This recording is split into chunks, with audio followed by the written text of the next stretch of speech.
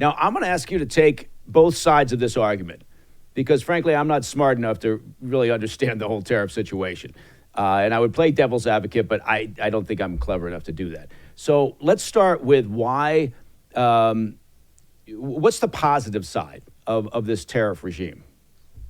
Well, the positive side is that you are going to entice companies to manufacture goods in the United States. And that might mean that they're investing in new greenfield manufacturing plants, like we recognized, like we heard recently from Hyundai when they said they were going to invest in steel making in Louisiana. That's unheard of. They're only doing that because of the tariff threat. Also, maybe a gesture of goodwill to hope that the Koreans weren't going to be tariffed, but that's another story. So that's one reason why you do it. And if you and I, let's say, here's another reason. If you and I, other than the Greenfield project, right, this would be a brand new manufacturing plant to make whatever it may be, Starlink satellites.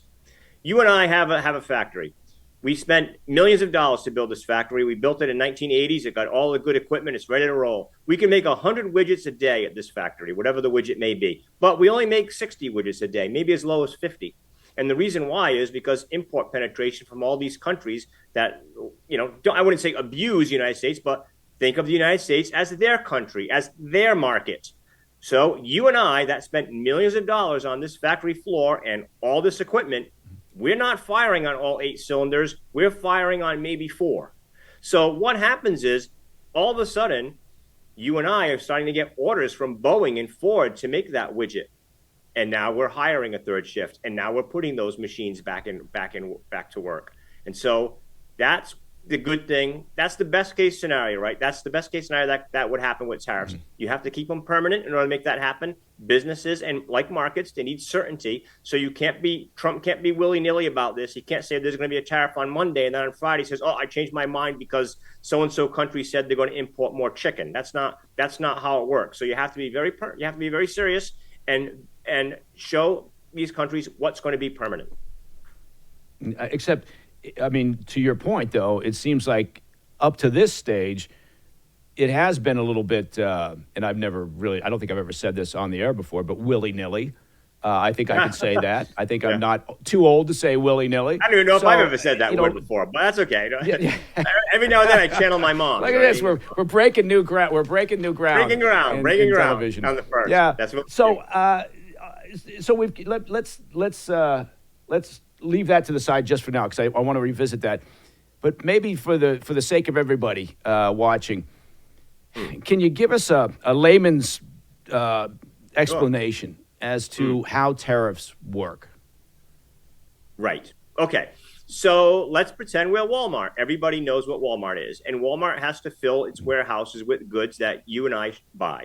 And it's springtime. So, of course, since the end of the holidays, they've been buying patio furniture and things like that. So they are calling up their factories that they work with in South Asia, obviously, Southeast Asia and China. And they're saying, I need 100,000 orders of this plastic Adirondack chair. Okay? Well, that plastic Adirondack chair used to cost $10 for Walmart to import. And now with tariffs, maybe it costs, let's say all things being equal, it's 20%. So let's say now it costs 12, right? So 20% of 10, that's a $12 tariff. Yeah. So Walmart might say, oh, that's too much money. Actually, Walmart will say that because Walmart just wants things cheap. And Walmart's going to say, I don't want to pay that.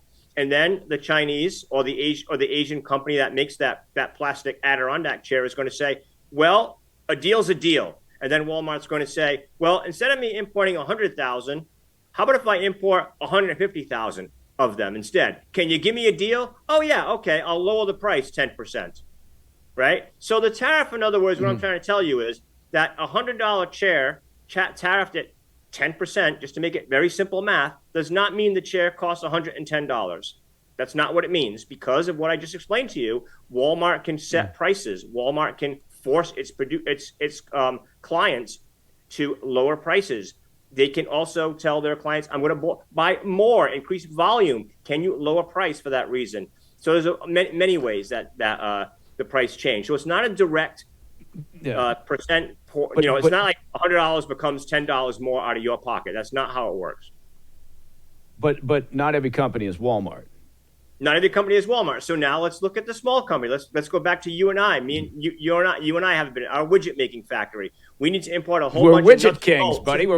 That's right. We're the widget. We're commanders of the widget dynasty. Yeah. We're a widget ahead, dynasty, sorry. man. And but and we got to import some things from let's not say Mexico, because that free trade deal looks like it's been untouched except for steel. We're going to import some stuff from Vietnam, and it used to be 3.5% duty, and now it's a 46% duty, and that was $100 good. So now for us, it's going to be a problem because we're a smaller business, and we're not going to be able to make that kind of deal with our supplier. So we're going to have to be very creative. We might have to say, oh no, I don't have the money to do this at the moment, so I'm in trouble. That is very possible.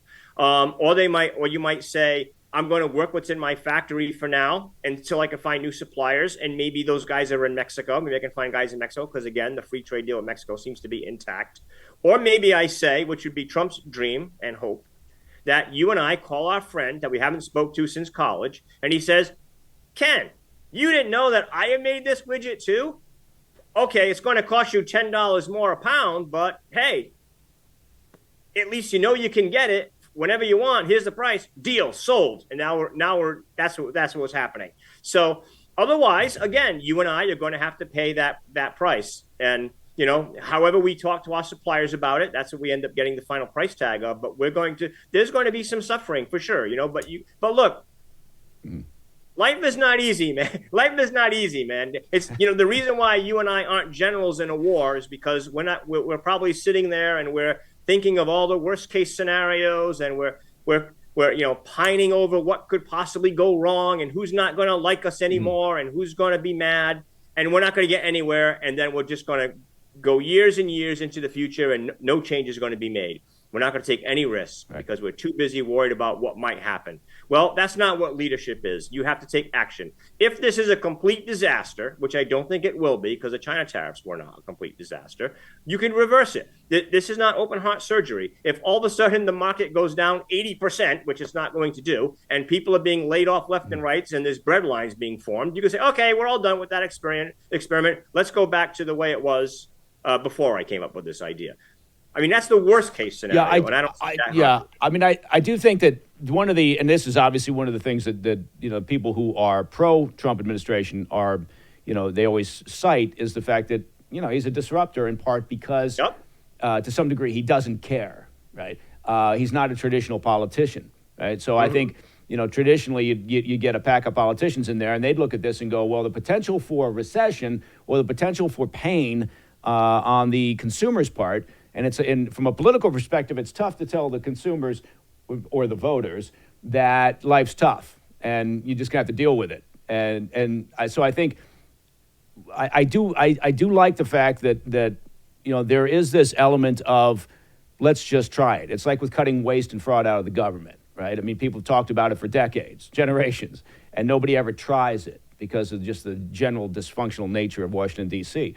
But getting back to the tariffs, it sounds like, from what you're saying, it sounds like there's a number of ways that additional cost can be absorbed, possibly absorbed by the manufacturer, maybe absorbed by the consumer. So it's not one size fits all, and it's not as simple as saying, as you pointed out, the prices are going to increase, therefore the consumer is going to pay more. Am I missing something there? Absolutely not. Yeah, it's very complicated, and it depends on the product. And we import thousands of products, so it's not easy. This is harder than rocket science. A rocket might have 10,000 pieces in it, but we import tens of thousands of items, and we have tariff codes for tens of thousands of items. So this is harder than rocket science, really, and it's not going to be easy. But we cannot be afraid. The United States, since the days of Ross Perot back in 1990s, and I know you're a Gen Xer, I'm pretty sure you are, and you know who Ross Perot is. The American Hey, watch yourself there. That's easy. That was I feel like I've just been insulted on my own program. No, come on, Ross Perot. It was great. The giant sucking sound. Maybe I'm a millennial, Ken. You don't know that. Okay, all right. Well, maybe you are, but still. Okay, maybe I'm a baby boomer. If you're a millennial, news junkie, you would know who Ross Perot is. So, since that time, though, right? Americans have, and the electorate has said the free trade deals, NAFTA, for example, not so sure it's great for us because blue collar labor, which dominates the United States, right? We're not all software engineers and doctors and lawyers or Wall Street brokers. Those guys have been. Okay, I don't know if I can say this on the air, so I have to pause. So I got to think. I bet you can. Those give guys it a try. No, give it a try. Have been screwed. Yeah. Okay, and there's been government reports that have said this. Okay, but the International Trade Commission, look it up. Free trade deals were great for Walmart. They were great for Microsoft. These are multinational corporations. They're not really interested in the homeland, like me and you and our widget factory. Our widget factory is interested in the homeland. Microsoft is not interested in the homeland. They're not. So the electorate has said, we want someone to pay attention to our interests. So a lot of times you hear people will say, oh, all these guys who import goods, they're going to be crushed. All these guys have a whole business importing goods from Vermont. They're going from Vietnam and Cambodia. They're going to be absolutely crushed. It's absolutely devastating. Okay, I get it. Look, there are companies in the United States, large and small, who have invested tens of millions of dollars, maybe even just hundreds of thousands of dollars from companies that have 4 or 5 people in it.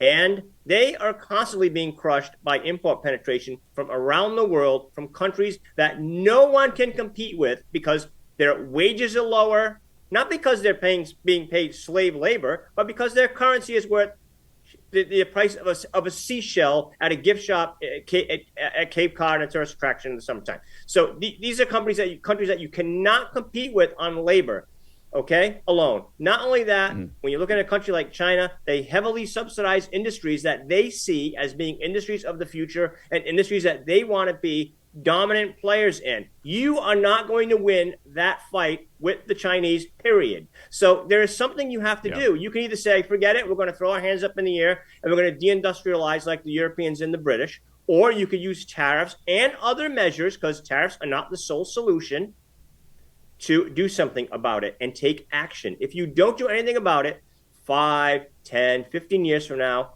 instead of 60% of the cars that are on the road in the United States being American made, it'll be 40%, 30%, until it's almost nothing. Because look at places like Korea, big car manufacturer in Korea. Everybody knows Hyundai and Kia. Those are the brands.